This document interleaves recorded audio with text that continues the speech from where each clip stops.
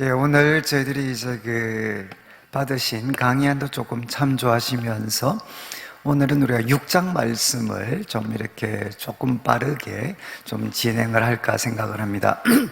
어제 저희들이 이제 마태복음 5장 1절부터 우리가 16절까지 이제 말씀을 나누면서 특별히 이제 우리 그리스도인의 정체성, 이제 그리스도인인 나는 누구인가?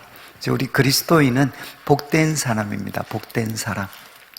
그래서 여러분들이 한번 실험을 해보시면 좋겠습니다. 여러분들이 이제 어떤 상태에 지금 놓여져 계시든지, 어떤 분은 좀 형통하신 분들도 있고, 또 어떤 분들은 좀 어려운 상황에 놓인 분들도 계시고, 또 어떤 분들은 참 뭔가 결정을 해야 되는데 내가 어떻게 결정을 해야 될지 좀 이렇게 혼란스러운 그런 분들도 계시는데, 그때 여러분들이 한번 좀 조용한 시간을 내셔서 하나님 참 복되도다, 이 영이 가난한 사람이 복이 있습니다. 하나님의 나라는 바로 이들의 것입니다. 하나님, 저 영이 가난한 사람이 될 수 있도록, 그리고 하나님 또 저 하나님 앞에 우는 자가 되어서 하나님의 위로를 제가 가진 사람이 될 수 있도록, 그리고 하나님께 잘 길들여진 온유한 자가 될 수 있도록, 그리고 하나님, 저 하나님으로부터 의롭다 하심을 받고 싶습니다. 하나님, 제가 의에 줄이고 굶주리다가 예수님을 통해서 하나님, 제가 바로 배부른 자가 되게 해 주십시오. 그리고 이제 긍휼히 여기는 자가 복이 있습니다.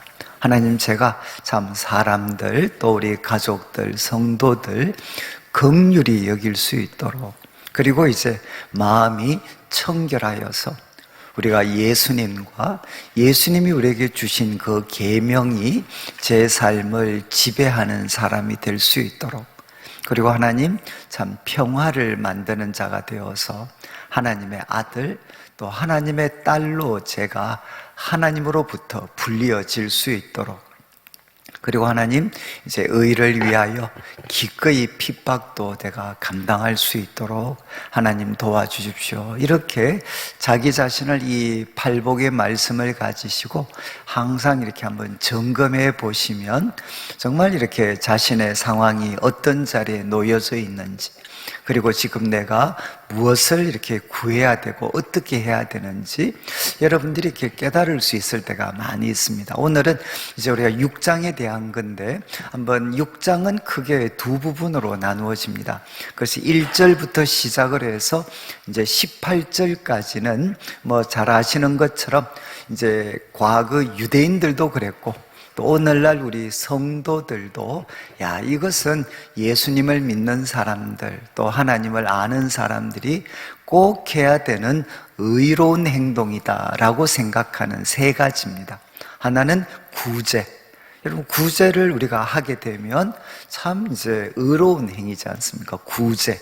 그리고 두 번째는 기도. 그리고 세 번째는 금식입니다. 금식. 그래서 예수님께서 참 이 종교적으로 의로운 행위, 이제 구제와 기도와 그리고 금식에 대해서 교훈하시는 내용이 18절까지 나옵니다. 그리고 이제 19절부터 마지막 이제 34절까지는 이제 돈과 관계에서 우리가 물질과 관련해서 이제 그리스도의 제자들은, 우리 그리스도인들은 어떤 태도를 취해야 되는가? 이제 예수님께서 결국 세 가지를 이제 물질과 관련해서 교훈을 하십니다. 그래서 우리 성도님들이 이미 아시는 내용일 수도 있지만 한번 이렇게 좀 정리할 수 있는 그런 시간을 갖도록 하겠습니다. 우리 1절 말씀 이미 읽으셨지만 한번 보시면 이제 1절 말씀에 이제 한마디로 예수님께서 1절은 주의해라, 이제 주의해라.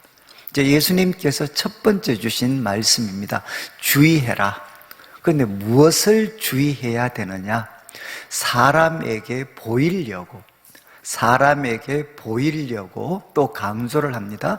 그들 앞에서, 사람에게 보이려고 그들 앞에서 너희 의를 행하지 않도록 항상 주의해라.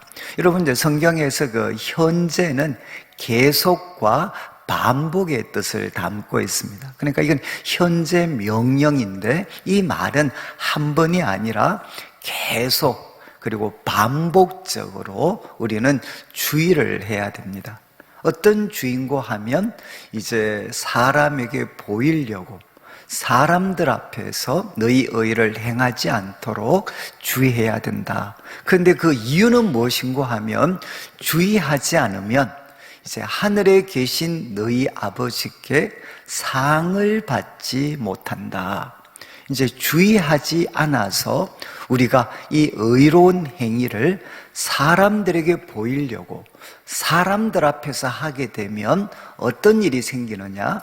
하늘에 계신 너희 아버지께 상을 받지 못한다는 것. 한마디로 표현하면 헛수고가 된다는 거죠. 헛수고가. 하늘에 계신 아버지께는 상을 받지 못하는 한마디로 헛수고가 된다. 그래서 이 1절 말씀이 이제 19절까지 말씀의 하나의 주제가 되는 겁니다. 주제. 그래서 이제 2절 말씀을 보시면 예수님께서 이렇게 이제 교훈을 하십니다. 이 원칙을 이제 구제에 적용합니다. 구제. 여러분, 고대도 그렇고 지금도 사람들이 할 수 있는 가장 의로운 행위 중에 하나는 우리가 가지고 있는 물질이 돈이든 아니면 물질이든 정말 귀한 것이잖아요. 귀한 것. 그리고 우리한테도 꼭 필요한 이 귀한 것들을 이제 어려운 이웃들을 위해서 참 이것을 내어놓을 때, 사용할 때 이것은 정말 이제 누가 봐도 아름다운 행위입니다. 그리고 하나님께서 구약 성경에서 참 성도들에게 이제 자기의 백성이었던 이스라엘에게 참 도전하셨던 삶이 바로 이거였습니다. 너희가 가지고 있는 것 가지고 이웃을 사랑하는데 잘 사용해라. 그래서 구제에 대해서 교훈하시면서 이제 적용을 합니다. 구제할 때 외식하는 자, 외식은 아시죠? 가면을 쓰는 사람입니다. 가면.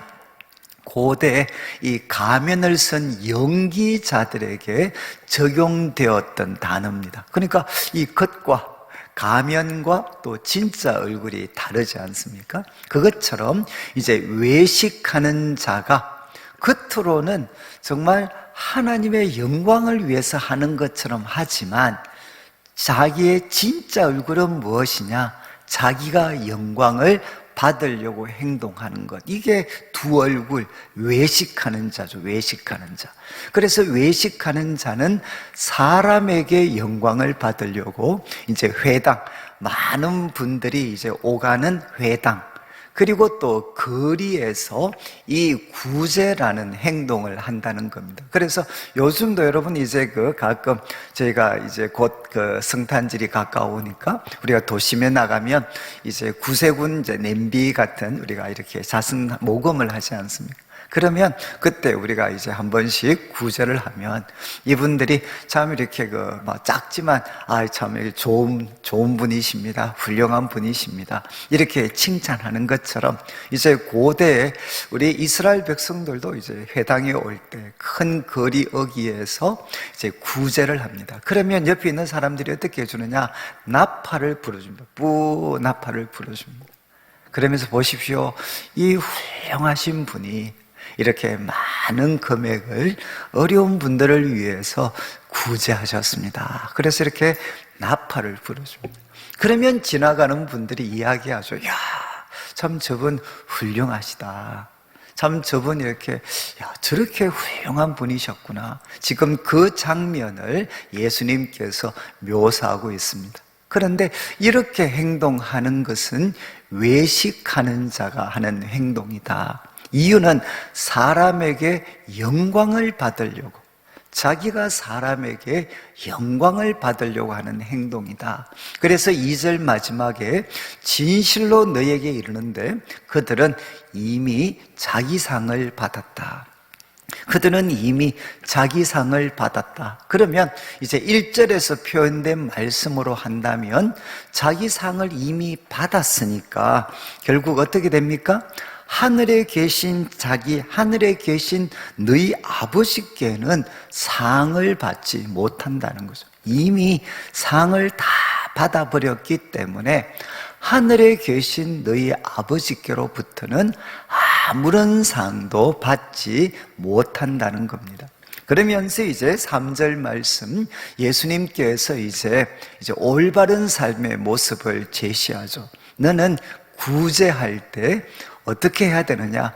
오른손이 하는 것을 왼손이 모르게 해라. 결국 내가 오른손으로 구제하고 있다는 것을 나의 또 다른 손, 왼손조차, 다른 말로 하면 이제 너 자신도 모르게 해라. 너 자신에게도 숨겨지게 해라. 그래서 4절 말씀, 내 구제함을 은밀하게 하면, 이제 예수님의 말씀 적극적으로 표현하십니다. 은밀한 중에 보시는 너의 아버지께서, 은밀한 중에 보시는 너의 아버지께서 바로 갚아주신다. 여러분 1절에는 부정적으로 묘사했죠. 이제 하늘에 계신 아버지께 상을 받지 못한다 라고 했는데, 이제 4절 말씀은 적극적으로 그분은 은밀한 중에 보시는 아버지께서 갚아주신다, 이렇게 예수님은 교훈하셨습니다. 여러분 결국 이제 구제는 어떻게 해야 되느냐? 은밀하게 해야 되고, 오른손이 하는 것을 왼손이 모르게 해야 된다는 거죠. 그런데 여러분 이게 가능합니까? 오른손이 하는 것을, 내가 남들을 도와주는데, 내가 남들을 돕는 이 좋은 행동을 하는데 오른손이 하는 것을 왼손이 모를 수가 있습니까? 결국 이거는 과장법인가? 아니면 가능한 이야기인가? 저는 지금도 제가 이제 그 내수동 교회에서 이제 대학부를 섬길 때 1년에 한 2-3번 정도 이제 그 어른 우리 성도님들한테 이제 설교할 기회가 이제 있습니다. 그래서 제가 이제 한번 처음 이제 우리 어르신들한테 이제 설교를 제가 할 기회를 가졌는데, 그때 이미 본문이 정해져 있었습니다. 본문. 그래서 이 본문을 가지고 제가 설교를 해야 되는데, 그때 제게 주어졌던 본문이 이거였습니다. 오른손이 하는 것을 왼손이 모르게 해라. 그래서 이제 내 구제함을 은밀하게 해라. 그러면 은밀한 중에 계시는 너의 아버지께서 갚아주신다. 이 본문을 가지고 제가 이제 처음 설교를 해야 되는데, 아무리 주석책을 찾아봐도 무슨 말인지를 모르겠어요. 결국 이분들이 잘 모르고 서신 것 같아요. 그러니까 오른손이 하는 것을 왼손이 모르게 해라. 이게 도대체 무슨 뜻인가? 참 주석을 읽어도 잘 모르겠고, 또 제가 아무리 묵상을 해도 이거는 불가능하지, 이게 어떻게 가능한 이야기야? 그러면 예수님께서 과장법으로 하신 말씀인가? 불가능한 이야기를 이제 강조하기 위한 과장법으로 이 말씀을 하신 건가? 아니면 현실, 사실이 될 수 있는 건가? 제가 이것 때문에 이제 곧 저녁 식사하고 나면 이제 교회 가서 설교를 해야 되는데, 끙끙 앓다 그때 밥을 먹고 있었습니다. 제가 이제 그 공동생활하는 곳에서 저녁 밥을 먹고 있었는데, 갑자기 저한테 무슨 생각이 들었느냐? 제가 왼손한테 질문을 했습니다. 야, 왼손아, 너 지금 오른손이 이렇게 밥 먹는 거 알고 있냐? 지금 오른손이 이제 숟가락을 들고 젓가락을 가지고 밥을 먹잖아요. 그런데 제가 이제 왼손 보고 물었죠. 야, 너 오른손이 지금 숟가락, 젓가락 들고 밥 먹고 있는 거 너 알고 있냐? 이렇게 물으니까 이제 왼손이 뜻밖의 대답을 하는 것 같았어요. 자기 모른대. 여러분 혹시 오늘 이제 지금 필기하시는 분들 계실지 모르겠는데, 혹시 필기하시는 분 중에 오른손으로 필기하고 계시는데 왼손한테 한번 물어보시죠. 너 왼손, 너 오른손이 지금 필기하고 있는 거 알고 있니? 이렇게 물으면 왼손이 뭐라고 반응할까요? 많은 경우 모른다, 아니면 야, I don't care, 나 관심이 없어. 야, 오른손 너, 오른손이 지금 필기하든 말든 나하고 지금 무슨 상관이 있냐? 여러분 왼손이 모른다라고 반응할 때가 참 많습니다. 저는 그때 밥 먹다가 갑자기 뭔가가 번쩍했어요. 여러분, 언제 오른손이 하는 것을 왼손이 모를 수 있습니까? 대부분 어떤 경우죠? 너무 당연한 일을 할 때는 오른손이 하는 것을 왼손이 모릅니다. 그렇지 않나요?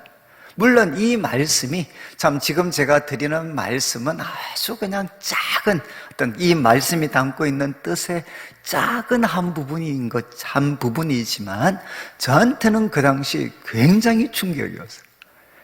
이 너무 당연한 일을 할 때는 오른손이 하는 것을 왼손이 모를 수도 있겠구나.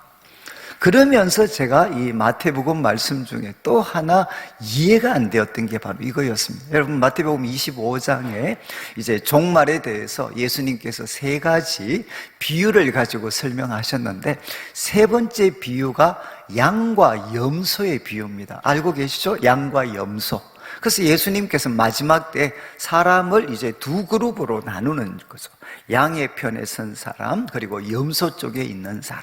그런데 먼저 염소 쪽에 있는 사람들을 향해 예수님이 책망을 하셨습니다.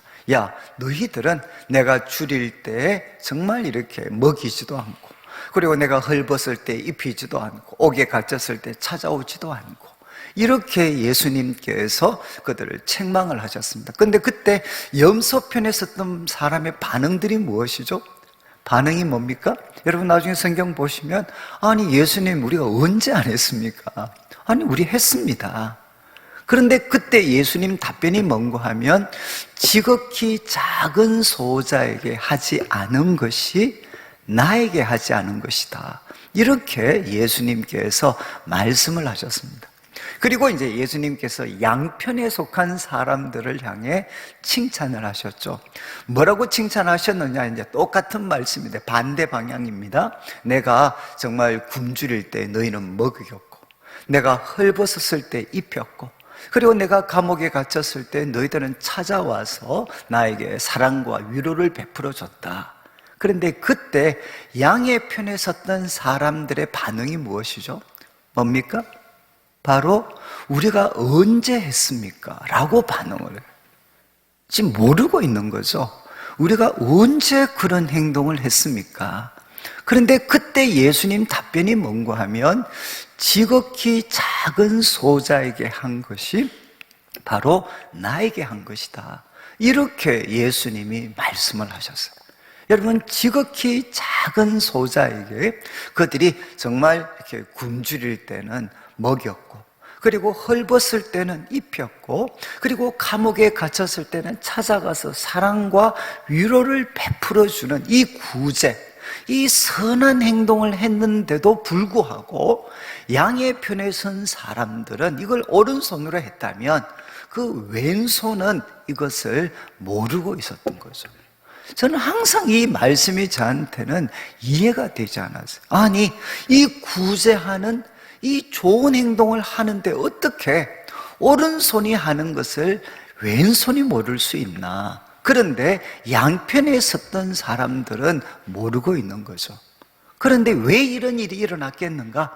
결국 제가 아까 밥 먹으면서 깨달았던 것처럼 어쩌면 너무 당연한 것을 하고 있었기 때문에, 여러분, 어렵고 힘든 사람들 정말 이렇게 도와주는 것이 특별한 행동이 아니고 그냥 너무 당연한 것이 되었을 때는 이걸 잊어버릴 수도 있겠구나. 제가 참 이 말씀, 그냥 이 말씀에 대해서 한 부분에 대한 깨달음이었지만 저는 정말 이 말씀이 저한테 큰 충격과 깨달음을 줬습니다. 여러분, 우리 성도님들도 이게 남들이 이렇게 남들만 한 게 아니고 여러분들도 이렇게 살아오셨어요. 언제 이렇게 살아오셨습니까? 우리가 정말 주님을 사랑하고 제 삶의 모든 목적이 바로 주님을 기쁘시게 하는 것이 되었을 때, 여러분, 남들이 볼 때는 그거 특별한 행동일지 모르지만 우리한테는 너무 당연한 행동이었어요. 우리 성도들 중에 어렵고 힘이 드신 분이 있는데, 여러분, 우리가 주님을 따갑게 사랑해서 내 삶의 모든 목적이 바로 성도들을 사랑하고 섬기는 것이 내 삶의 전부가 되어 있을 때, 여러분, 우리 주위에 정말 입지 못하고 먹지 못하는 분이 있다면 여러분, 그분들을 돕는 것은 특별한 행동이 아닙니다. 그건 너무 당연한 행동이지 않습니까? 그리고 우리들의 관심은 사람에게 보이는 게 아닙니다. 왜 우리가 그 행동을 했습니까? 그 이유는 주님을 기쁘시게 하는 것이기 때문에. 내 삶의 모든 관심은 어디에 맞추어져 있었느냐? 주님을 기쁘시게 하는 것이 내 삶의 모든 목적이었을 때, 그때는 우리도 이렇게 살았다는 겁니다. 여러분, 지금 예수님께서 우리에게 결국 도전하는 것이 무엇입니까? 우리가 구제라는 남을 돕는 선한 행동을 할 때도 여러분, 사람에게 보이려고 하는 것이 아니라 바로 우리가 사랑하는 주님, 그 주님을 기쁘시게 하는 것이 우리 삶의 목적이 되었을 때, 그것이 우리들의 삶의 유일한 목적이 되었을 때, 우리는 그분을 기쁘시게 하기 위해서 사람에게 보이는 게 아니라 우리 주님을 기쁘시게 하기 위해서 우리가 형제 자매들을 섬기다 보면 우리도 이렇게 살아갈 수 있고, 그리고 그렇게 살아갈 때 어떤 일이 생기느냐? 바로 하늘에 계신 아버지께서 우리를 갚아주십니다. 이거는 우리가 죽어서 천국 가서만 누리는 게 아니라 우리가 이 땅에서, 그리고 우리 후손들도 이 은혜를 누릴 수가 있습니다. 하늘에 계신 아버지께서 갚아주신다는 겁니다. 그리고 두 번째 5절부터는 이 원칙을 이제 기도에 적용을 하십니다. 5절을 한번 보시면 이제 예수님께서 이렇게 말씀하시죠. 5절을 좀 비추어 주시면, 너희는 기도할 때 똑같이 외식하는 자와 같이 하지 마라. 이런 외식하는 자와 같이 하는 이유, 외식하는 자는 어떻게 하나? 사람에게 보이려고, 사람에게 보이려고. 그래서 장소가 어디냐? 회당과 큰 거리 어귀, 많은 사람들이 오가는 회당과 큰 거리 어귀에서 그들은 기도하는 것을 좋아한다는 겁니다. 그래서 예수님이 말씀하십니다. 내가 진실로 너희에게 이르는데 그들은 자기 상을 이미 받았다는 겁니다. 자기 상을 이미 받았다. 그래서 저는 참 그래도 여기 우리 오류 남부교회는 참 그래도 제가 볼 때는, 제가 도전을 받는 건 보통 이렇게 부흥회 하면 여러분 이제 적지 않은 교회는 뭐 하느냐? 그래프 붙입니다. 그래프. 그래서 만약에 우리 구역 모임이 있다 그러면 구역 모임 중에 누가 왔고 직분자 중에는 누가 왔고, 그렇게 해서 이렇게 딱지 붙이는 교회가 생각보다 참 많습니다. 그리고 이제 저희들도 지난 한 2주 동안 특별 새벽 기도 했는데, 이제 요즘은 잘 그렇게 하지 않지만 그래도 인원 동원할 수 있는 최고 좋은 방법은 무엇이겠습니까? 자기 이름에 딱지 붙이도록 하면, 그러면 이제 제일 확실하게 인원 동원이 돼. 그런데 참 이게 비성경적이죠. 왜 이 사람들이 결국 기도하러 오시는 겁니까? 사람들에게 보이려. 우리는 참 예수님이 가르치신 말씀과 어쩌면 반대로 살아가는 거예요. 기도할 때 첫 번째 도전하신 게 사람들에게 보이려고 기도하지 마라. 그 사람은 이미 자기 상을 받았다. 그러면서 이제 이어지는 6절 말씀에 대하는, 이제 예수님께서 바른 길을 제시하십니다.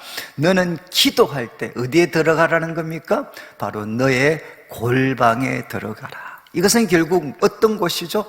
나만 아는, 사람들의 눈으로부터는 완전히 벗어나서 바로 나만 있는 그 골방에 들어가서 또 남이 보지 못하도록 문을 닫으라는 것. 문을 닫고, 그리고 은밀한 중에 계신 내 아버지께 기도해라.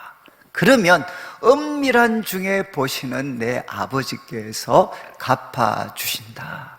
여러분, 결국 우리가 골방에서 기도하려고 하면, 여러분 이제 우리가 골방에는 언제 들어갑니까?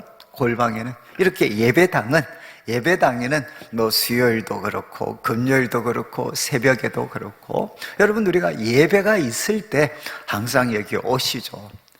그렇지만 우리가 골방에는 언제 들어갑니까? 골방에는 그때는 사람들에게 보이려고 내가 신앙 좋은 사람이다. 그리고 내가 예배는 절대로 빠지지 않는 사람이다. 이거 보이려고 내가 이제 예배를 드리러 가는 게 아니라 골방은 무엇입니까? 그냥 하나님을 사랑하기 때문에 하나님을 사랑하고 그리고 하나님과 나와 정말 이렇게 두 존재만 있는 바로 그런 시간을 가지기 위해서 우리는 골방에 들어가게 되는 거죠. 여러분 골방에 들어가는 이유는 딱 한 가지입니다. 하나님을 사랑하기 때문에 그리고 하나님을 만나기를 원해서 그리고 그분 안에 그분에게 제 모든 삶을 다 틀어놓고 싶어서 그분을 만나고 싶어서 우리는 골방에 들어가게 되는 거죠. 예수님께서는 기도의 장소에 대해서 명확하게 가르쳐 주셨어요. 이거는 우리가 모여서 기도하는 게 필요 없다는 게 아닙니다. 그러나 기도의 최우선적인 자리는 어디가 되어야 되느냐? 그것은 골방이 되어야 된다는 거죠. 골방. 그러면 엄밀한 중에 계시는 아버지께서 갚아주신다는 겁니다. 그래서 저는 기도에 대해서는 참 이렇게 별로 그렇게 깊은 그런 경험이 있는 사람은 아니지만 저는 이제 제 자신의 삶을 돌아볼 때도 내 삶의 방향 그리고 내 생각들을 근본적으로 바꾸어 놓았던 중요한 그런 순간, 중요한 기도의 그런 시간들이 있었습니다. 근데 그때 정말 공통점은 무엇이었느냐? 많은 경우 그때는 골방에서 주님을 만났습니다. 골방에서. 그것이 제가 자취방이었을 수도 있고 아니면 도서관이었을 수도 있고 여러분 그냥 골방에서 정말 나와 아는 사람이 없는 그 골방에서 하나님을 사랑하기 때문에 하나님을 만나고 싶어서 하나님과 혼자 있었던 하나님 앞에 혼자 있었던 그 시간을 통해 하나님께서는 저에게 찾아오셔서 제 삶을 근본적으로 치료해 주시고 또 말씀해 주시고 제가 가야 할 삶의 방향들을 선명하게 보여주셨던 그런 기억들이 저도 생생합니다. 우리 성도님들도 한번 기억해 보시면 하나님과 정말 체험적으로 만났고 내 삶의 방향을 결정지었던 기도의 자리는 많은 경우 어디였느냐? 골방이었습니다. 골방. 그래서 예수님께서는 기도에 대해서 첫 번째 장소에 대해서 말씀하셨습니다. 이제 골방에 들어가서 하나님 앞에 단독자로 참 기도해라. 그러면 갚아주신다. 그러면서 이어지는 7절부터는 이제 6절까지는 기도의 장소에 대한 거라면 7절부터는 이제 기도의 내용에 대한 것입니다. 내용. 그래서 7절 이제 먼저 부정적으로 교훈하시죠.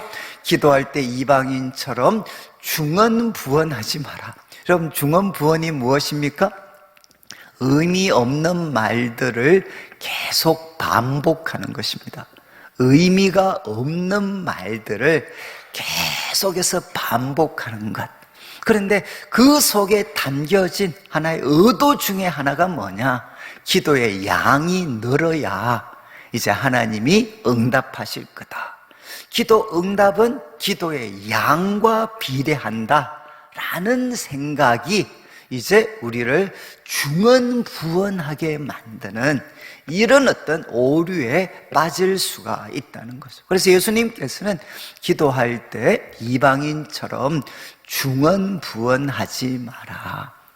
말을 많이 하여야 들을 줄 생각하고 중언부언하는 이방인처럼 하지 마라. 그리고 8절을 보시죠. 8절에 이렇게 말씀하셨습니다.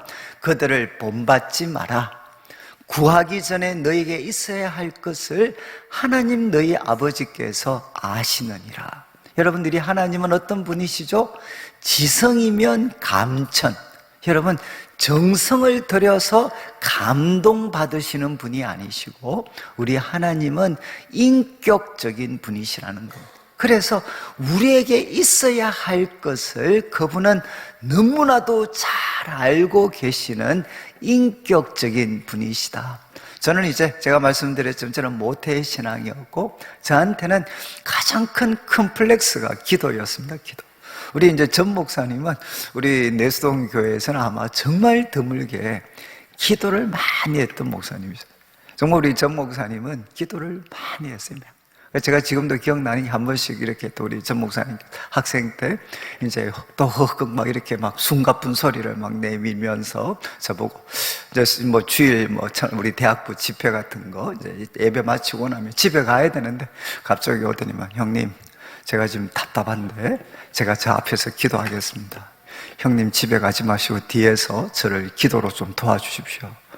아 그렇게 붙잡혀가지고 또 몇 시간 동안 집에도 못 가고 기도는 자기가 하는데 저는 뒤에서 뭐 어떻게 하는 게 도와주는 건지는 모르지만 제가 그래서 한번 우리 전 목사님께서 이제 막 허헉거리면서 오면 저는 빨리 도망가고 이제 저는 참 이 기도를 잘 할 줄을 몰랐습니다.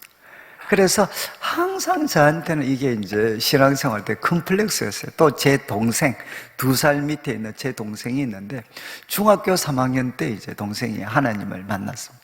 그래서 동생이 중3 때부터 이제 우리 옛날에는 우리 학생들도 어른들 예배 다 참석을 한 적이 있었잖아요. 그래서 이제 수요일, 주일 밤 예배 마치고 같이 예배 드리고 나면 밑에 교육관에 내려가서 기도하면 중3이었던 동생이 앉으면 1시간씩 기도를 했어요.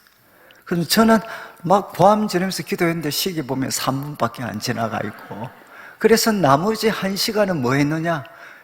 동생이 기도하는 거 끝날 때까지 저는 무조건 기다리고 있었어요. 그럼 그때 그 비참함을 아시나요?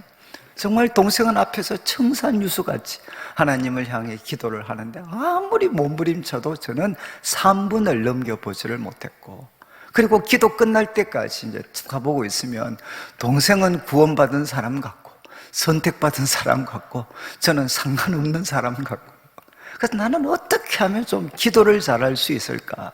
그리고 수련회 때마다 정말 하나님을 체험적으로 만나려고 정말 제 나름대로는 그렇게 노력을 했는데도 하나님께서 악착같이 안 만나주시더라고요.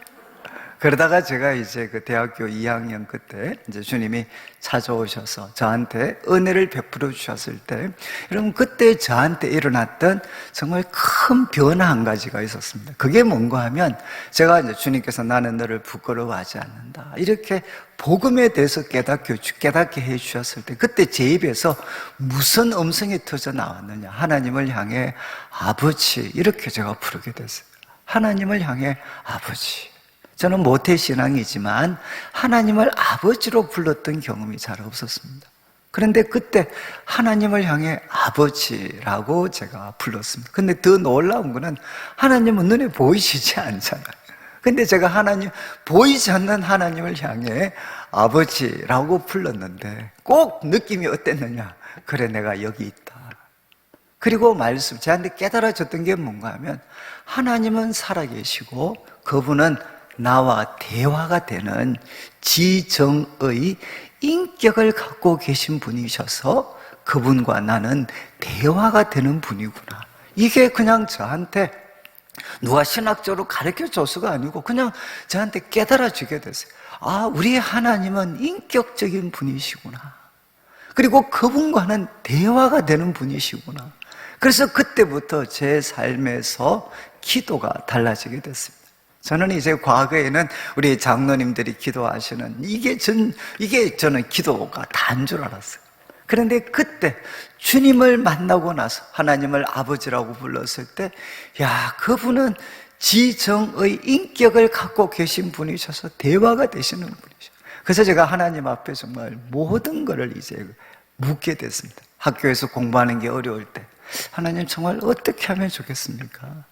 그리고 또 정말 이제 여러 가지 온갖 문제를 가지고 하나님 앞에 이렇게 질문을 하면 저는 하나님을 처음 이렇게 인격적으로 만났을 때 제일 기뻤던 게 뭔가 하면 정말 그분이 주시는 깨달음, 그분이 주시는 답변이 있는데 정말 이런 답변을 어떻게 하실 수 있나, 이런 답이 있었구나, 이런 길이 정말 있었구나. 저는 그것이 제 기도 생활에 참 근본적인 변화를 가져왔습니다. 그런데 지금 예수님이 말씀하시죠. 바로 하나님은 어떤 분이시냐? 말 많이 하여야 들으시는 그런 존재가 아니고, 그분은 우리가 있어야 할 것을 다 알고 계시는 바로 인격적인 분이시다. 인격적인 분. 그러니까 그분에게 기도하는 거기 때문에 너희들의 기도는 이방인들의 기도와는 달라야 된다는 거죠. 그러면서 우리가 잘 아는 이제 9절 말씀을 한번 보시면, 이제 9절 말씀에 그러므로 너희는 이렇게 기도해라. 예수님께서 너희는 이렇게 기도해라, 이렇게 말씀하시고 소위 이제 주기도문을 가르쳐 주셨어요. 저는 어렸을 때 주기도문이 너무 좋았습니다. 왜 좋았겠습니까? 이거 하면 집에 갈 수가 있었기 때문에. 저는 참 주기도문만큼 좋아한 게 없어요. 야, 이거 하면 이제 해방이다, 해방. 이제 집에 갈 수 있다. 그런데 여러분, 여기에 이 주기도문은 예수님이 가르쳐 주신 기도입니다. 여러분, 기도를 잘 할 수 있는 방법이 무엇이죠? 여러분, 혹시라도 뭐 운동 같은 거 좋아하시는 분, 운동 잘 할 수 있는 최선의 방법 중에 하나가 무엇입니까? 소위 마스터에게 배우는 겁니다. 대가에게 배우는 거죠. 대가에게. 여러분, 기도를 잘 할 수 있는 방법도 뭔가 하면 대가에게 마스터에게 배우는 겁니다. 그래서 기도에 대해서 최고의 마스터는 바로 우리 예수님이시죠. 그분한테 여러분들이 이 기도를 배우셔야 돼요. 그래서 고대 수도원 같은 데 가면 처음 소위 신입생들이 오면 어떤 수도원은 하루에 주기도문을 3만 번씩 암송하도록 그렇게 숙제를 줬어요. 숙제를. 이유가 무엇이겠습니까? 이게 우리 그리스도인의 삶에, 특별히 우리 그리스도인의 삶에 있어서 가장 중요한 것은 기도인데, 바로 기도의 핵심이고 틀이라는 거죠. 틀. 저는 이제 제 삶에 있어서 특별히 이제 기도와 관련해서 앞에서 말씀드렸던 하나님의 아버지 되신 것을 깨닫고, 그 다음에 두 번째 제 기도의 삶에 가장 어떻게 보면 좀 과하게 표현하면 혁명적인 변화는 이 주님께서 가르쳐 주신 기도를 저의 기도로 사용하게 되었을 때, 저는 그때 제 기도 생활에 놀라운 변화가 일어났습니다. 여러분, 아마 기도하실 때 이제 이런 이야기 많이 들으셨죠. 우리 안 믿는 분들은, 우리 교회에 다니시는 분들이, 성도들이 기도할 때 비판하는 것 중에 하나가 기복주의적인 기도다, 이렇게 비판을 많이 합니다. 여러분, 이제 그 비판은 부분적으로는 맞지만 부분적으로는 틀렸죠. 그런데 정말 이렇게 그 잘못된 기복주의적 기도는 무엇일까요? 그리고 올바른 성경적인 기도는 무엇이겠습니까? 그 차이가 도대체 무엇이겠습니까? 이렇게 단순하게 그냥 정리할 수 있습니다. 기복주의적인 기도는 무엇이냐? 결국은 하나님을 바꾸려고 하는 겁니다. 이해하시겠어요? 그러니까 옛날 같으면 그냥 응답하실 때까지 단식 투쟁하는 거죠. 그냥 이렇게 안 먹고 그냥 죽으려고 하는 겁니다. 그리고 또 과거에 우리 대구 지역에 있는 분들은 절벽 위에서 딱 기도합니다. 하나님 안 들어주시면 바로 갑니다. 여러분, 지금도 아마 여러분들도 그러신 분들 계실걸요? 단식 투쟁하시는 분들 계시잖아요. 그것은 많은 경우에 여러분, 기복주의적인 기도는 결국 무엇을 하는 기도냐? 그걸 돈을 갖다 드리는 것이든, 아니면 뭐 엄청나게 굶고, 아니면 죽겠다고 하든, 결국은 하나님을 바꾸려고 하는 시도입니다. 나에 대해서 무관심하고 나에게 능력 베풀어 주지 않는 하나님을 바꾸어서 나에게 호의적이고 나에게 능력을 베푸는 대상으로 바꾸려고 하는 시도. 여러분, 이것은 기복주의적인 겁니다. 그런데 성경이 이야기하는 기도는 무엇이겠습니까? 누구를 바꾸는 것이냐? 기도하는 사람을 바꾸는 것입니다. 이게 어쩌면 가장 큰 차이죠. 여러분, 이 예수님의 기도, 이 지금 주님께서 가르쳐 주신 기도에는 무엇이 담겨져 있느냐? 바로 그리스도인의 삶이 담겨져 있습니다. 그래서 이 기도를 드리게 되면 여러분, 하나님이 기뻐하시는 삶의 모습으로 하나님을 바꾸기 전에 나 자신이 그렇게 바뀌어져 갑니다. 나 자신이 그렇게 바뀌어져 가니까 하나님께서는 이런 우리들한테 복 주실 수밖에 없는 거죠. 그래서 첫 번째 예수님께서는 기도할 때 호칭에 대해서 말씀하셨습니다. 오늘 꼭 한번 이제 제가 집에 가시기 전에 오늘 실습을 꼭 한번 하고 가셔야 돼요. 하늘에 계신 우리 아버지. 여러분, 우리 하나님은 누구십니까? 그분은 하늘에 계신 분이십니다. 여러분, 하늘과 땅을 창조하셨고 그분이 역사를 주관하고 계시고 인간과는 땅과는 초월된, 그러나 땅을 다스리고 계시는 그분은 하늘에 계신 분이십니다. 하늘에 계신 분. 여러분, 그분은 초월자십니다. 창조주십니다. 그리고 역사의 주관자가 되시는 분이십니다. 그런데 그분이 누구시냐? 바로 우리 아버지십니다. 우리 아버지. 여러분, 이 호칭 속에는 소위 초월성과 내재성이 여기에 담겨져 있죠. 여러분, 온 우주를 다스리고 계신 창조주 하나님, 하늘에 계신 그분은 누구시냐? 바로 우리의 아버지십니다. 우리 아버지.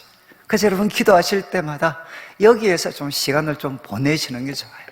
하늘에 계신 우리 아버지. 그래서 기도하시면서 이렇게 고백하는 거죠. 하나님께서, 하늘에 계신 아버지께서 바로 창조주시고 그리고 역사를 주관하고 계시고 그리고 이 땅과는 초월해 있지만 땅을 다스리고 계시는 바로 당신은 하늘에 계신 분이신데 바로 그 하늘에 계신 분이 저의 아버지십니다. 여기 아버지, 아빠죠, 아빠. 바로 당신은 저의 아버지십니다. 여러분, 바로 하늘에 계신 우리 아버지께 우리는 기도를 드립니다. 저는 이때가 이제 우리의 시각이 교정될 때죠. 기도는 여러분, 그리고 말씀은 우리를 하나님 앞에 세우는 것입니다. 하나님 앞에. 그래서 그 하나님 앞에 고백하는 거죠. 하나님을 향해 하늘에 계신 우리 아버지. 그리고 이것을 여러분들이 한번 되새김질 해보시면 좋아요. 이것이 우리들의 생각과 마음을 지배할 때까지 하나님은 하늘에 계신 우리 아버지십니다. 저의 아버지십니다. 이렇게 고백한 다음에 이제 처음 세 가지 기도를 드리는데 이 처음 세 가지의 기도는 결국 누구에게 초점 맞추어져 있느냐? 하나님께 초점이 맞추어져 있습니다. 여러분, 이 기도 순서가 굉장히 중요합니다. 첫 번째 기도 제목은 아버지, 당신의 이름이. 여기 참 우리 번역은 좀 이렇게 여러 가지 시적인 운율을 좀 살리려고 하다 보니까 이 너희, 바로 thy name, 당신의 이름, 그리고 당신의 나라, 당신의 뜻, 이 어떤 소위 your, 이 2인칭을 다 빼고 번역을 해버렸어요. 근데 여러분, 이거는 이제 원문에도 그렇고 기도의 내용은 무엇이냐? 하늘에 계신 아버지, 당신의 이름입니다. 당신의 이름. 당신의 이름이 거룩히 여김을 받기를 원합니다. 이렇게 첫 번째 기도하라고 하셨어요. 여러분 한번 해보시죠. 아버지, 바로 당신의 이름이 거룩히 여김을 받기를 원합니다. 여러분, 이 예수님의 기도 하나하나는 사실은 구약적인 배경이 다 있습니다. 여러분, 이 아버지 이름이 거룩히 여김을 받으십시오. 이거는 여러분 에스겔서에 보면 이런 거 나오잖아요. 예수님 에스겔서에 보면 이 바벨론에게 짓밟혔던 이스라엘 백성들을 다 다시금 돌아오게 하십니다. 물로 깨끗하게 씻어주시고 그들에게 새 마음을 부어주셔서 그들을 구원으로 인도해 주셔요. 그런데 하나님 뭐라고 말씀하시느냐? 바로 내가 이렇게 하는 이유는 바로 너희들 때문이 아니라 너희가 더럽힌 나의 이름을 거룩하게 하기 위해서다. 이렇게 선지자를 통해 하나님이 말씀하시죠. 하나님께서 자기 백성을, 그 바벨론에게 짓밟혔던 자기 백성을 구원하신 이유가 무엇이냐? 바로 그들 때문에 더럽혀졌던 하나님의 이름을 거룩히 바로 바로 거룩하게 드러나게 하기 위해서 예수 하나님은 바로 이런 행동을 하신다라고 말씀하셨어요. 예수님께서 이렇게 기도하라고 하셨습니다. 아버지, 당신의 이름이 바로 거룩히 여김을, 이 거룩히는 무엇이겠습니까? 가장 귀한 것으로, 어느 것과도 비교할 수 없는 가장 귀하고 존귀한 이름으로 드러나기를 원합니다. 이렇게 기도하라는 거죠. 여러분, 과거에 참 저는 제가 대학교 아마 1학년 때였던 것 같아요. 그때 지금은 신천지가 득세를 하지만 과거 저희가 대학교 다녔을 때는, 그때는 통일교가 정말 득세를 했습니다. 그래서 제가 대학교 1학년 때 아마 그때 소위 조선 중화, 조중동일 수 있죠. 이런 그 주요 일간지 원리 연구에서 정말 이렇게 전면 광고를 했어요. 전면 광고. 그런데 그때 광고의 그 글이 뭔가 하면, 타이틀이 뭔가 하면 예수는 실패자였다. 이게 바로 그 전면 광고의 하나의 그 제목이었어요. 예수는 실패자였다. 정말 그때 어떤 우리가 받았던 충격. 그런데 더 가슴 아팠던 것은, 여러분, 지금 통일교가 전면적으로 예수는 실패자였다라고 글을 썼는데도 교회 쪽에서 아무런 반박도 하지를 않았어요. 아무도 반박하는 글을 그 당시 씻지를 않았습니다. 그런데 서울대에서 한 선교단체를 섬기셨던 목사님 한 분이 자기 전세를 이렇게 틀어가지고, 전세 값을 다 이렇게 틀어서 반박하는 그런 글을 또 일간지에다가 실으셨어요. 그 주장이 잘못됐고 예수는 승리자시다 라는 어떤 제목으로 글을 써서 올리셨어요. 그런데 저희들 학교에 그 목사님, 그 글을, 반박글을 쓰셨던 목사님께서, 선교사님께서 집회를 인도하셨는데 제가 그때 참석을 했습니다. 근데 그때 그분이 참 잊을 수 없는 말씀을 하셨어요. 자기 요번에 참 이 통일교가 글을 쓰고 또 자기가 전세 값을 틀어서 반박하는 글을 쓰면서 하나 느낀 게 있다는 거예요. 그게 뭔가 하면, 지금 이 통일교 애들은 기독교의 치명적인 약점을 너무 잘 알고 있다는 거예요. 그러면서 그분이 무슨 예를 들었느냐? 예를 들면 이런 거죠. 만약에 그 조중동 주요 일간지에다가 이렇게 한번 썼다고 가정해봐라. 그 당시에 가장 큰 교회는 여의도 순복음교회였습니다. 만약에 타이틀이 여의도 순복음교회 조용기 목사는 실패했다. 그랬으면 어떻게 했을까요? 여러분, 순복음교회 사람들이 벌떼같이 일어났겠죠.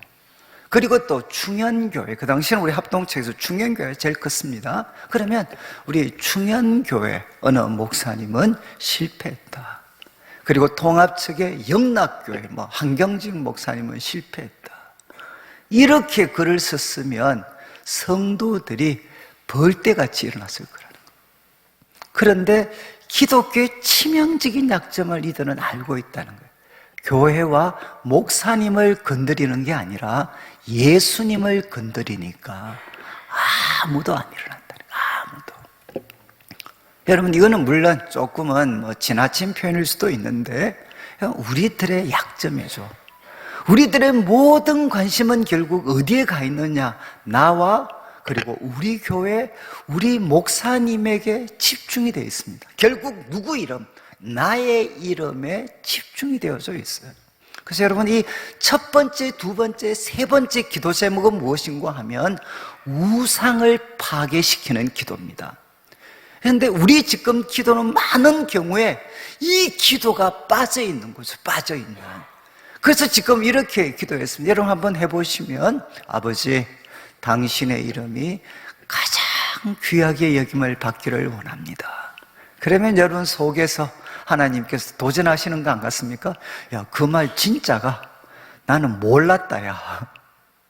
저는 그랬어요. 이 말씀을 갖고 먼저 제 자신한테 적용을 시키는 거죠. 아버지, 바로 저에게서 아버지의 이름이 거룩히 여김을 받도록 비교할 수 없는 가장 존귀한 이름이 될 수 있도록, 그리고 제 삶의 목적이 아버지의 이름이 거룩히 여김을 받게 하는 것이 제 삶의 모든 목적이 될 수 있도록 하나님 저를 도와주십시오.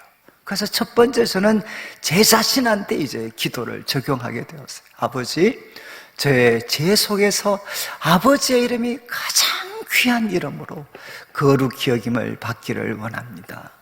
그리고 두 번째는 이제 우리 가정이 될 수도 있죠. 아버지, 바로 우리 가정에서 우리 자녀들, 우리 가족들에게 아버지의 이름이 가장 거룩히 여김을 받기를 원합니다.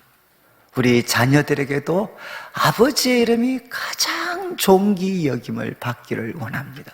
여러분, 우리가 기도하는 내용 중에 많은 경우는 무엇입니까? 우리 남편의 이름이 거룩히 여김을 받는 것, 이게 우리의 기도 제목 중에 하나 아닌가요? 그리고 우리 자녀들의 이름이 거룩히 여김을 받는 것, 이것이 우리 기도 제목의 내용 중에 하나가 아닙니까? 그런데 예수님께서는 누구의 이름이 거룩히 여김을 받아야 되느냐? 나의 이름도 아니고 우리 자녀들의 이름, 우리 남편과 아내의 이름도 아니라 아버지의 이름이 거룩히 여김을 받기를 원합니다. 그리고 여러분, 교회를 한번 생각해 보시죠. 교회는 어떤 공동체입니까? 아버지의 이름이 거룩히 여김을 받는 공동체죠. 여러분, 목사님의 이름이 거룩히 여김을 받는 공동체가 아니라 바로 아버지의 이름이 거룩히 여김을 받는 공동체. 그리고 여러분, 역사가 오래된 교회에 가면 여러분, 장로님들, 권사님들의 이름이 거룩히 여김을 받는 공동체가 있어요. 여러분, 우리가 그분들의 수고와 섬김을 인정하지만 여러분, 교회에서는 누구의 이름이 거룩히 여김을 받아야 되느냐? 아버지의 이름이 거룩히 여김을 받아야 되는 거죠. 그리고 여러분, 우리가 살고 있는 이 세상에서도 우리의 삶을 통해서, 우리의 선한 행동을 통해서 어떤 일이 일어나야 되겠습니까? 우리 삶의 현장에서 천지와 만물을 다스리고 계시는 아버지 하나님의 이름이 거룩히 여김을 받는 것, 이것이 우리들의 삶의 모든 목적과 방향이 되어야 되는 거죠. 그리고 두 번째는 같은 제목일 수 있는데, 아버지의 나라가 임하시기를 원합니다. 아버지의 나라가 임하시기를 원합니다. Thy kingdom come, 당신의 나라가 임하시기를 원합니다. 이거는 종말론적인 내용이 담겨져 있습니다. 우리가 종말론적인 기대를 가져야 돼도, 그렇지만 그게 전부가 아니라 바로 우리들의 삶의 현장에서 어떤 일이 일어나야 되겠습니까? 아버지의 나라가 임하는 것입니다. 여러분, 성경에 하나님의 나라, 아버지의 나라는 언제 임합니까? 우리가 순종할 때, 그분의 다스리심에 순종할 때, 그곳에 하나님의 나라가 임하는 것입니다. 여러분, 결국 이 기도는 무엇입니까? 아버지, 당신의 나라가 임하기를 원합니다. 이 말은 결국 뭐겠습니까? 나에게 적용하면, 아버지, 제가 아버지께 순종하기를 원합니다. 제가 아버지께 순종해서 바로 저에게 하나님의 통치, 하나님의 나라가 다른 데를 떠나서 바로 저에게 임할 수 있도록 해 주십시오. 제 마음에 하나님의 나라가 임할 수 있게 해 주십시오. 제가 하나님의 다스림을 기뻐하고 기꺼이 순종해서 하나님의 나라가 바로 저에게 임하게 해 주십시오. 여러분, 우리 가정을 위해서 기도할 때도 무엇입니까? 하나님, 우리 가정에 주님의 나라가 임하게 해 주십시오. 이건 어떤 나라입니까? 바로 여러분, 우리 가족을 누가 다스려 주시느냐? 주님이 다스리는 가정이 되게 해주십시오. 천국은 뭡니까? 주님이 다스리는 나라잖아요. 언제 천국이 됩니까? 우리 가정이 언제 천국이 되겠어요? 모든 가족 구성원들이 주님께 순종할 때 그 가정은 천국과 같은 가정이 되는 겁니다. 그러면 우리 교회를 한번 생각해 보시죠. 여러분, 우리 목사님들을 위해서 기도해야 될 가장 중요한 기도 제목은 무엇이겠습니까? 하나님, 우리 목사님 하나님께 잘 순종할 수 있도록, 이게 최고의 기도 제목이지 않습니까? 그리고 우리 장로님들을 위해서 기도하실 때 최고의 기도 제목이 뭐겠습니까? 바로 주님의 뜻에 잘 순종할 수 있도록, 주님께 잘 순종할 수 있도록, 그리고 우리 모든 교회 구성원들을 위해서 기도할 때도 바로 우리 성도들이 바로 머리 대신 주님께 잘 순종해서 바로 우리 교회가 하나님이 다스리시는 천국을 경험하고 보여줄 수 있는 바로 그런 교회, 그런 공동체가 되게 해 주십시오. 여러분, 우리가 삶의 현장에서 결국 무엇을 보여주죠? 우리가 주님께 순종하면서 우리 삶의 현장에서 일하고 살아갈 때 마치 이것이 어떤 힘을 갖느냐? 겨자씨와 누룩 같은 힘을 가지게 되는 거죠. 우리 성도들이 해야 될 가장 중요한 일은 무엇이냐? 삶의 현장에서 주님께 순종하는 삶의 모습들을 그곳에서 보여주어서 겨자씨와 누룩 같은 영향력을 가질 수 있는 삶이 되는 것입니다. 여러분, 그래서 두 번째, 아버지 하나님께서, 주님께서는 당신의 나라가 임하시기를 원합니다. 그런데 제가 이제 외국에서 이제 좀 이렇게 공부할 동안 우리 한국 교회를 평가하는 그런 글들이 많이 있었습니다. 그런데 참 이렇게 아픈 마음으로 한국 교회를 이렇게 참 지적하신 내용 중에 하나가 저는 이거였어요. 한국 교회는 많은 경우 여러분, 하나님의 나라가 아니라 바로 자신의 왕국을 세워가고 있다. 한국 교회 지도자들은 주님의 몸된 교회를 바로 주님의 나라가 아니라 자신의 왕국으로, 자신들의 왕국으로 세워가고 있다.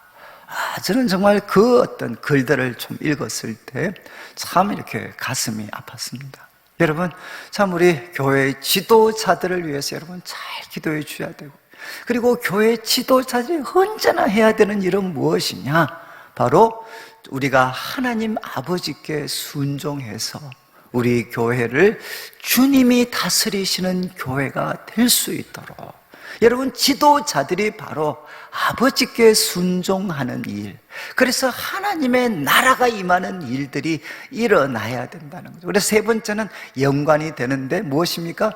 당신의 뜻이 이루어지기를 원합니다. 하늘에서 뜻이 이루어졌던 것처럼 이 땅에서도 당신의 뜻이 이루어지기를 원합니다.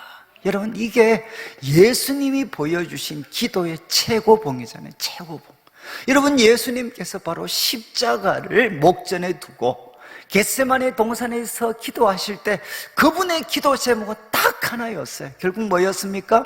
아버지, 저의 원대로 마시고 아버지의 원대로 되기를 원합니다. 여러분, 이것이 예수님께서 바로 겟세마네에서 아버지께 부르짖었던 내용이죠. 밤에 새도록 정말 이 땀방울이 핏방울이 될 때까지 기도하셨던 제목 한 가지였어요. 아버지, 나의 원대로 하지 마시고 아버지의 원대로 되기를 원합니다. 여러분, 그래서 저 자신을 위해서 기도할 때 아버지, 바로 저의 원대로, 저의 뜻이 이루어지는 것이 아니라 저를 향한 아버지의 뜻이 이루어질 수 있도록, 저는 참 무지하고 목매해서 저를 향한 아버지의 뜻이 무엇인지 잘 알지 못합니다. 그러나 말씀을 통해 또 기도 가운데 가르쳐 주셔서 아버지, 저의 삶이 바로 저의 뜻이 이루어지는 삶이 아니라 바로 아버지의 뜻이 이루어지는데 제 삶이 쓰임받을 수 있도록 해주십시오. 그래, 여러분, 우리 가정을 위해서도 무엇을 기도해야 되겠습니까? 여러분, 소위 우리 애들이 잘 되게 해달라. 저는 가끔 개인과 나라와 국가의 발전, 소위 개나발이죠. 개인과 나라와 국가의 발전. 여러분, 이 기도가 아니라 아버지, 우리 자녀들을 향한, 남편과 아내를 향한 아버지의 뜻이 이루어지기를 원합니다. 그래, 우리 교회를 위해서 기도할 때도 우리 교회가 가장 건강하고 하나님이 역사하시는 교회가 되려면 어떤 교회가 되어야 되겠습니까? 그것은 여러분, 아버지의 뜻, 우리 교회를 향하신 아버지의 뜻이 이루어지기를 원합니다. 우리 성도들과 교회 지도자들이 교회를 향하신 하나님의 뜻을 잘 분별하고 성령이 교회들에게 하시는 말씀을 잘 귀담아 들을 수 있는 자들이 되어서 하나님 교회, 하나님의 뜻이 이루어지는 교회가 되게 해주십시오. 그리고 우리 삶의 현장에서도 오너의 뜻이 아니라 하나님 아버지의 뜻이 이 삶의 현장 가운데 이루어지기를 원합니다. 그 가운데 제가 감당해야 될 역할 순종하며 행할 수 있도록 해주십시오. 여러분, 바로 예수님께서 처음 우리에게 기도하라고 가르치셨던 이 기도, 여러분 말씀드린 것처럼 우상을 파괴하는 기도입니다. 우리들 속에 있는 우상을 파괴하는, 나라는 우상, 내 이름, 그리고 내 뜻, 내 나라라는 그 우상을 파괴하는 기도를 바로 주님께서 먼저 하라고 말씀을 하셨어요.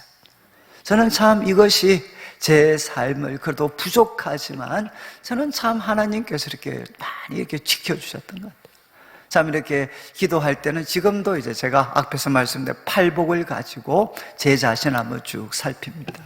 그리고 제가 이제 기도할 때는 하나님, 저는 참 지금도 뭐 이렇게 기도를 합니다. 오랜 시간 동안 하나님, 하늘에 계신 아버지, 그리고 아버지의 이름이 거룩히 여김을 받기를 원합니다. 그러면 이제 참 이 목회 기간이 길어지면 질수록 이 첫 번째 기도가 너무 힘든 것 같아요. 아버지의 이름, 여전히 나는 내 이름을 붙잡고 씨름하는, 그리고 내 사랑하는 사람들을 붙잡고 씨름하는 아버지의 이름이 거룩히 여김을 받고 아버지의 나라가 이 땅 가운데 임하시고, 여러분, 지도자들이 꿈꾸는 나라가 아니라 아버지의 나라가 이 땅에 임하시고, 그리고 아버지의 뜻이 이루어지는, 그리고 이어지는 이제 기도의 제목은 여러분, 우리들 자신을 위한 겁니다. 이것도 이제 세 가지죠. 첫 번째가 무엇입니까? 바로 우리들 자신을 위해서는 이제 일용할 양식을 주시옵고, 첫 번째는 일용할 양식입니다. 내일 하루에 족한 양식. 여러분, 내일 하루에 족한 양식을 하나님께 구해라. 여러분, 혹시 이런 기도 드려보신 적 있나요? 여러분, 일용할 양식, 여러분 내일 하루에 족한 양식, 여러분 그렇게 기도하신 적이 있습니까? 저도 과거에 기도한 적이 있어요. 언제? 정말 하루를 먹고 살기가 힘들었던, 참 그게 때로는 뭐 가난이나 경제적인 어려움 때문에 하루하루를 견뎌내는 것이 너무 힘들었을 때, 그때 저는 정말 하나님 앞에, 하나님 오늘도 일용할 양식을 주십시오, 이렇게 기도했어요. 그런데 지금은 하지 않습니다. 왜 제가 이 기도를 하지 않을까요? 저는 최소한 내일을 먹을 수 있는 돈은 있습니다. 통장에 있습니다. 여러분, 이 기도는 사실은 무서운 기도죠. 여러분, 이렇게 자본주의 정서 자체를 어쩌면 깨트리기도 하는, 여러분, 우리는 일용할 양식을 위해서 기도할 필요가 없어요. 왜? 우리는 더 많은 것들을 채워두었습니다. 여러분, 이 기도는 결국 무엇까지 담고 있느냐? 우리에게 필요한 영육 간의 일용할 양식을 하나님께 의존하면서 여러분, 이것을 구할 수 있는 삶이 되도록 우리 삶을 가볍게 해야 된다 라는 도전이 이 기도 속에 담겨져 있습니다. 저는 참 우리 주님께서 일용할 양식을 주십시오, 일용할 양식. 저는 참 지금도 잊을 수 없는 게, 저도 이제 가정에 과거에 부채가 많았기 때문에, 그리고 또 아버님께서 이렇게 사업을 오랫동안 실패하셨기 때문에 이 사업을 실패하신 분, 그리고 그 가정이 당하는 고통을 저도 조금은 이해를 합니다. 그런데 어떤 한 분이 이제 참 이렇게 우리 아버님처럼 계속 사업을 실패했어요. 그런데 이제 그 아들 되는 분이 그 상황이 너무 힘들어서, 하나님, 우리 아버지 좀 잘 되게 해주십시오, 사업 좀 성공 좀 하게 해주십시오, 이렇게 기도를 했는데 하나님이 뭐 전혀 응답을 하지 않으셨다. 그런데 성경을 보니까 깜짝 놀란 게, 예수님은 무엇을 위해서 기도하라고 했습니까? 사업이 잘 되도록 기도하라고 하신 게 아니고 일용할 양식을 달라고 기도해라, 이렇게 예수님이 가르치셨다는 거죠. 그래서 그때 자기가 깨닫고 이제 아버지를 향해서 또 부모님 가정을 위해서 이렇게 기도했대요. 아버지, 주님께서 가르쳐 주신 대로 우리 아버지 어머니에게 내일의 족한 양식을 주십시오. 바로 일용할 양식을 주십시오. 매일매일 하나님께 기도를 드렸대. 일용할 양식을 주십시오. 우리 아버님께, 우리 부모님께. 근데 그분이 간증할 때 들어보니까 정말 그렇게 하루하루 일용할 양식을 얻도록 아버 하나님께 주님께서 가르쳐 주신 기도대로 기도했을 때 어느 순간에 참 우리 가정이 이 많은 부채로부터 이제는 숨통을 들 수 있는 일들이 참 일어났다. 그러면서 그분이 그런 고백을 했어요. 내가 예수님께서 가르쳐 주신 대로, 예수님이 가르쳐 주신 기도대로 하지 않고 내가 원하는 것대로 구했을 때, 그때는 참 아무 일도 일어나지 않았지만 바로 우리 주님께서 가르쳐 주신 기도대로 기도했을 때 내 삶에 이렇게 정말 놀라운 일들이 일어났다는 거예요. 여러분, 예수님께서 첫 번째 우리들 자신을 위해서 기도하라고 할 때 여러분, 많은 게 아닙니다. 일용할 양식을 주십시오. 매일 하루 주님의 뜻을 행하면서 건강하게 살기에 충분한 일용할 양식을 주십시오. 이 말은 무엇이죠? 매일매일 주님을 의지하라는 겁니다. 매일매일 우리가 특별히 먹고 사는 문제에서 매일매일 당연하게 생각하지 말고 매일매일 주님을 의지하는 삶. 이게 광야에서 하나님께서 만나를 주실 때 이스라엘 백성들에게 처음 익히게 만들었던 삶의 하나의 양식이었잖아요. 여러분, 우리 주님께서 얼마든지 일주일치씩 여러분 이렇게 만나 주셨으면 그러면 훨씬 생활이 편리했지 않겠습니까? 그런데 매일매일 만나를 거두도록 하신 거죠. 그리고 주일은, 안식일은 거룩하게 지키도록 만든 거죠. 이 경제적인 삶의 형식을 이스라엘 백성들이 갖추도록 하는 게 광야 출애굽을 한 후에 예수님 하나님께서 이스라엘 백성들에게 처음 터득하게 만든 삶의 모습이었어요. 여러분, 예수님께서는 바로 같은 가르침이죠. 여러분, 일용할 양식을 주십시오. 하나님 앞에 이렇게 기도드려라. 그리고 두 번째가 무엇입니까?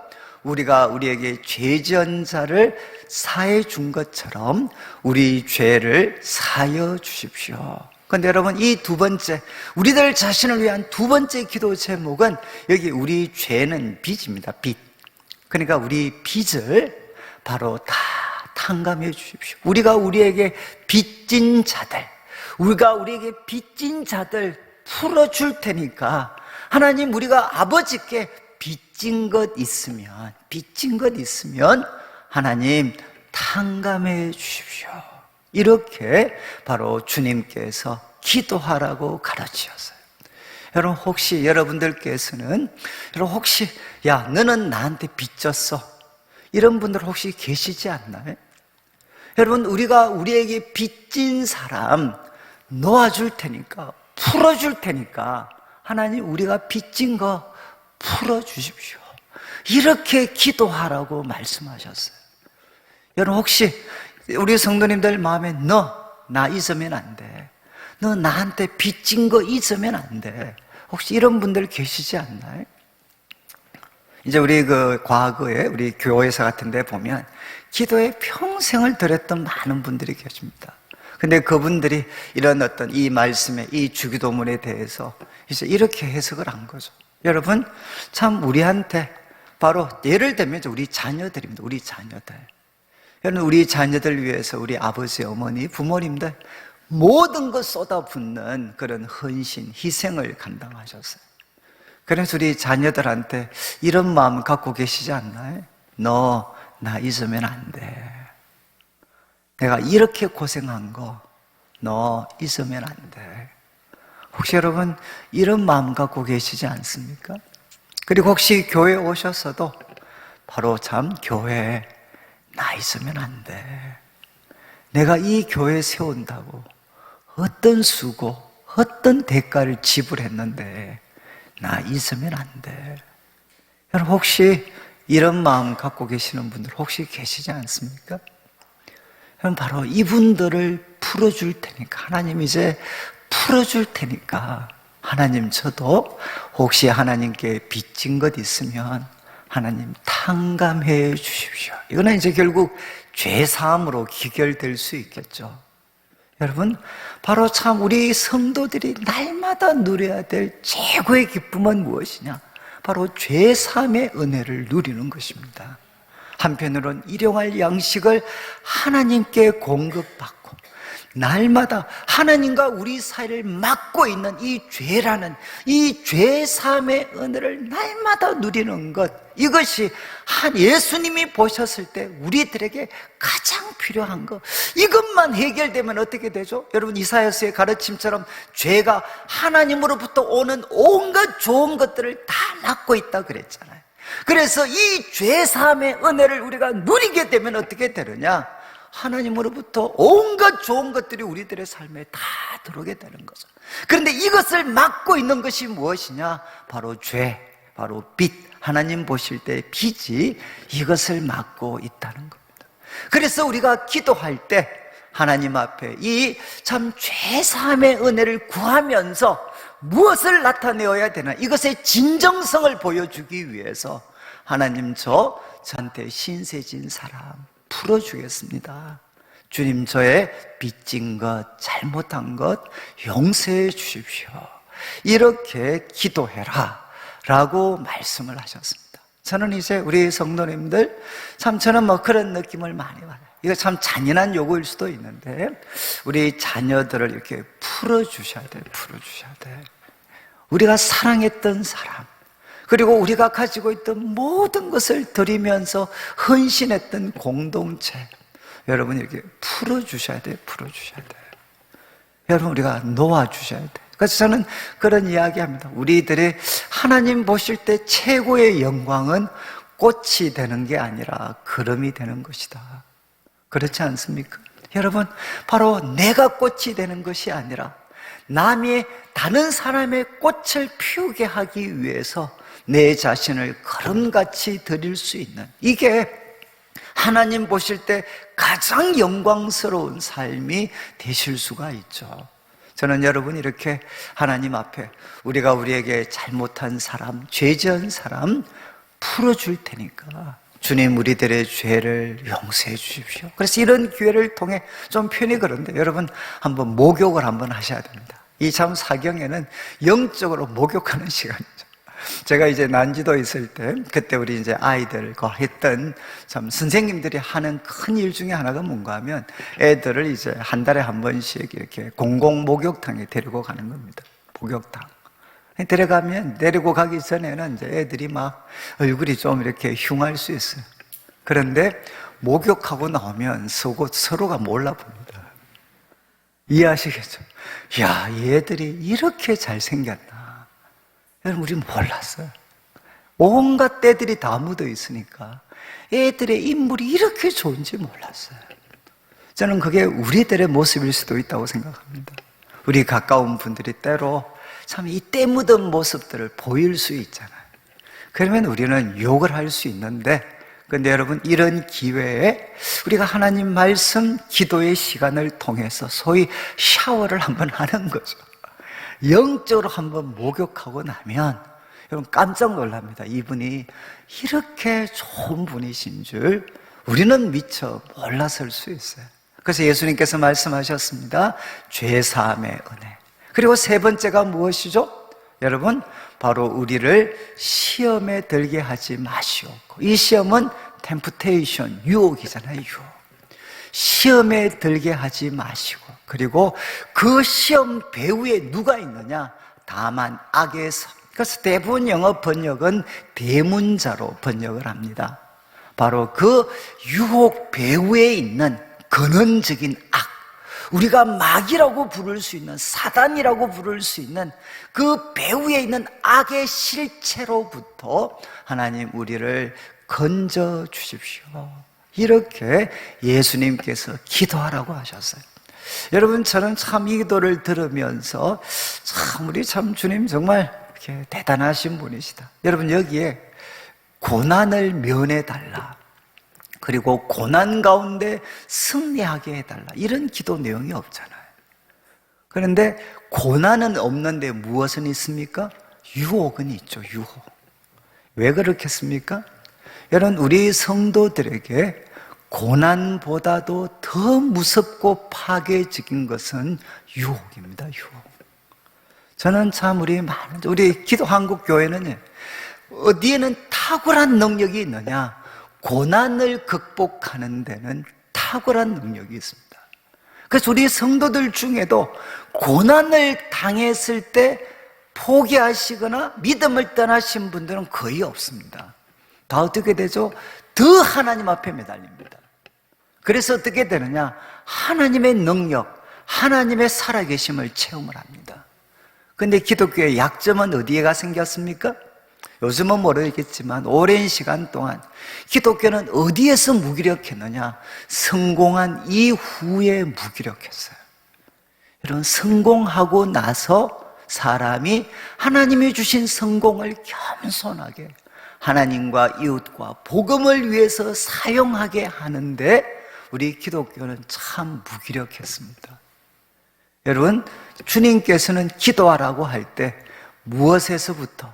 다만 우리를 시험에 들게 하지 마시고 바로 우리를 유혹에 빠지지 않게 해 주십시오. 여러분, 지금 우리가 살고 있는 이 시대, 가정이 무너지고 온갖 이제 금전적인 문제에서 속이고 그리고 거짓된 삶들이 팽배하고, 다 이게 무엇입니까? 결국은 유혹에 굴복한 거잖아요. 유혹에 굴복한 거. 여러분, 처음부터 이것을 나쁜 소위 행동을 하려고 했던 사람들이 누가 있겠어요? 근데 자기도 알지 못하는 사이에 한 걸음씩 한 걸음씩 이 정도는 괜찮겠지, 이거는 괜찮겠지 하다가 어떻게 됐느냐? 유혹에 다 빠져들게 된 거죠. 여러분, 예수님께서 우리에게 이렇게 기도하라고 하셨어요. 여러분, 이 어떤 유혹 배후에는 악이 있습니다. 바로 사단이 있습니다. 마치 여러분, 아담과 하와를 그 뱀이 무너뜨렸던 것처럼 사단은 우리들의 약점을 너무나도 잘 알고 있어요. 여러분, 우리들의 약점을 사단은 너무나도 잘 알고 있습니다. 여러분들이 제가 7장을 때 한번 말씀드리겠지만, 이런 사람은 조심하셔야 돼. 이거 너하고 나하고만 알아야 돼. 이런 사람 가까이 하시면 큰일 납니다.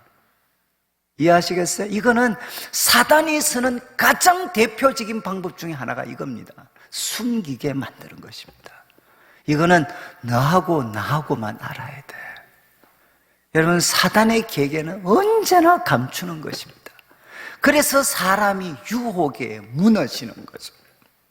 지금 예수님께서 이제 기도하라고 가르치셨습니다. 여러분, 바로 뱀이 아담과 하와까지 무너뜨렸는데 우리 같은 사람 말할 필요가 없죠.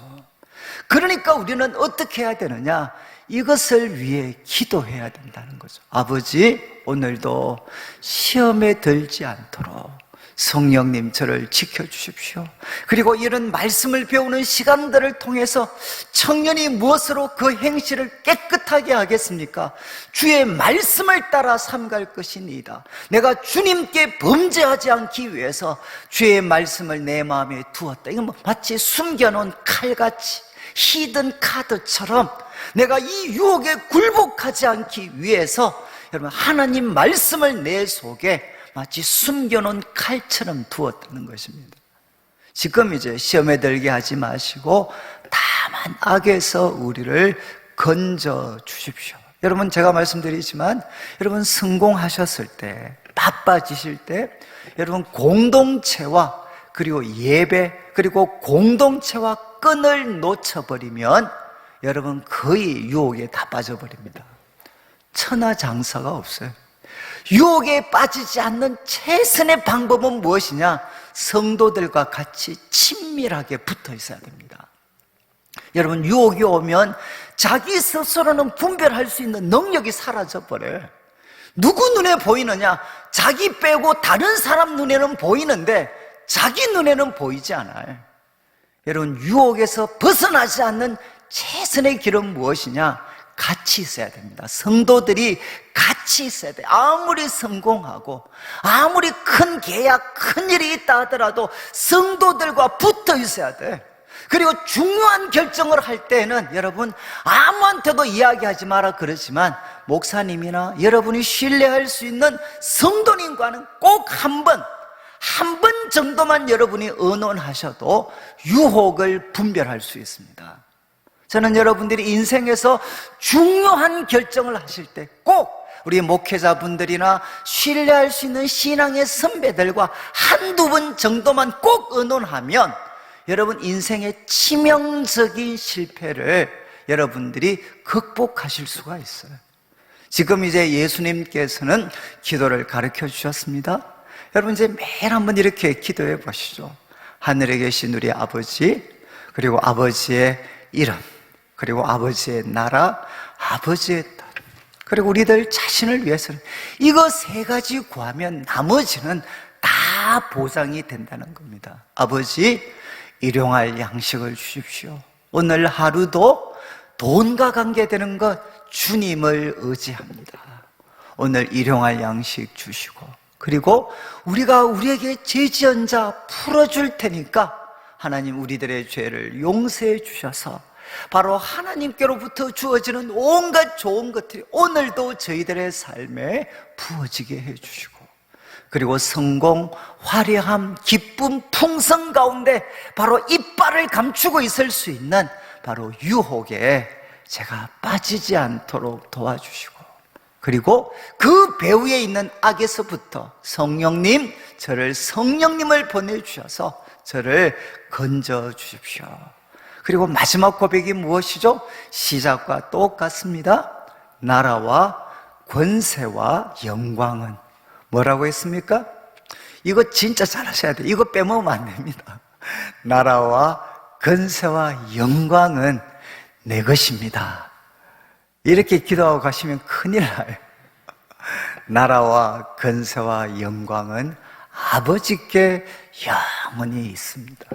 여러분, 정말 우리가 울어야 될 때는 언젠가 이때 우셔야 돼요. 나라와 나라도 권세도 영광도 다 바로 나라와 권세와 영광이 다 아버지께 영원히 있습니다. 이거는 아버지의 것입니다. 제 것이 아닙니다.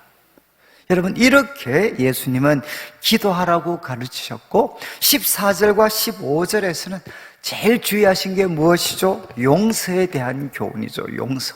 한 번 더 예수님께서 마치 부연 설명하십니다. 야, 바로 이렇게 다 기도 가르치신 다음에 우리들에게 제일 힘겨운 게 무엇이냐? 사람을 용서하는 것.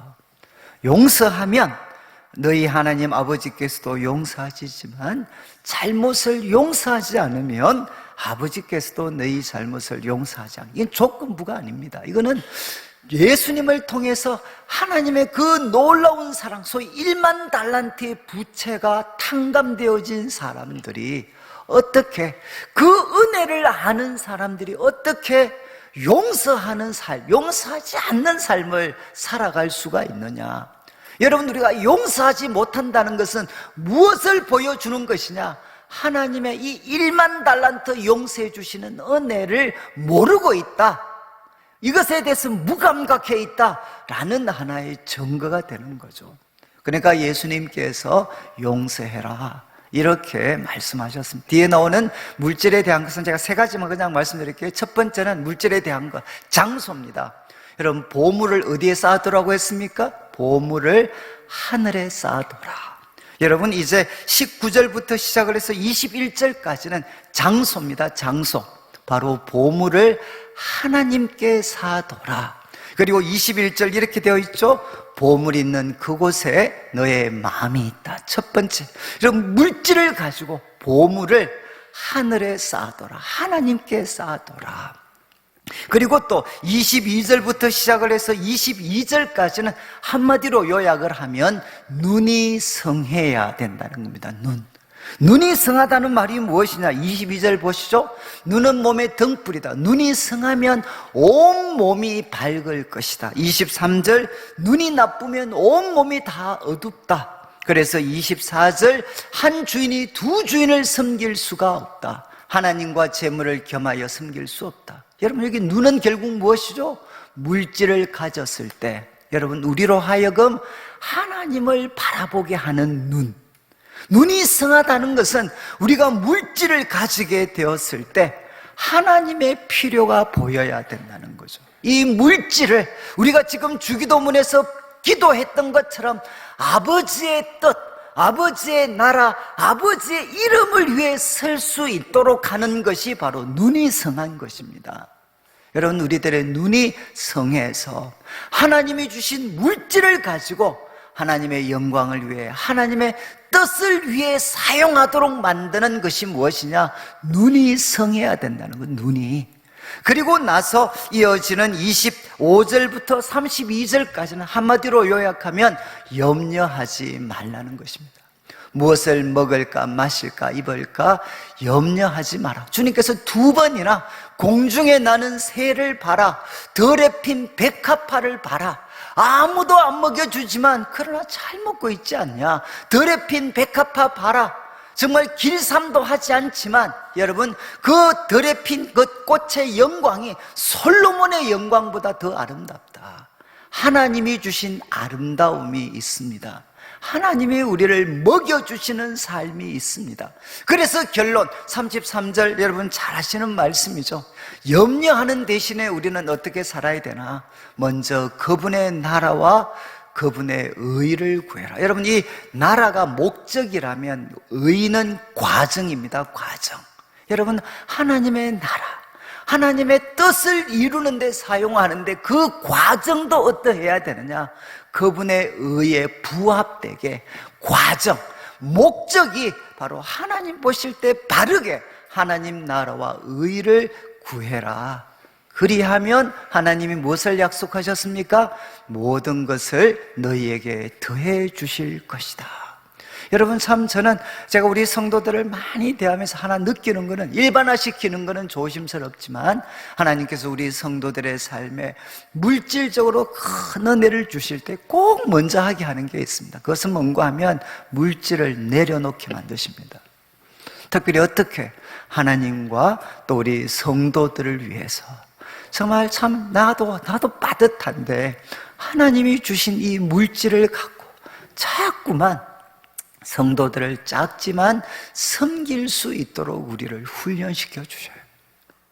여러분, 참 저는 그 후에 하나님께서 참 주님 보셨을 때, 야, 너 이 정도 됐다. 이제 물질을 관리할 만한 그런 그릇이 됐다라고 판단되시면 하나님이 그들을 채워주시는 것들을 저는 참 많이 봤습니다. 여러분, 이 순서가 바뀌게 되면 여러분, 준비되지 않은 사람이 돈을 많이 소유하면 그것은 재앙이 됩니다. 재앙. 잠언에서도 속히 잡은 산업은 여러분 복이 되지 못하고 많은 경우에 재앙이 됩니다. 그래서 성경이 이야기하는 것은 결국 언제 부자가 되어야 되느냐? 하나님이 보셨을 때 하나님의 때 부자가 되어야 되지, 이것보다 앞당겨지면 어떻게 되느냐? 사람이 타락할 수 있는 위험이 너무너무 많습니다.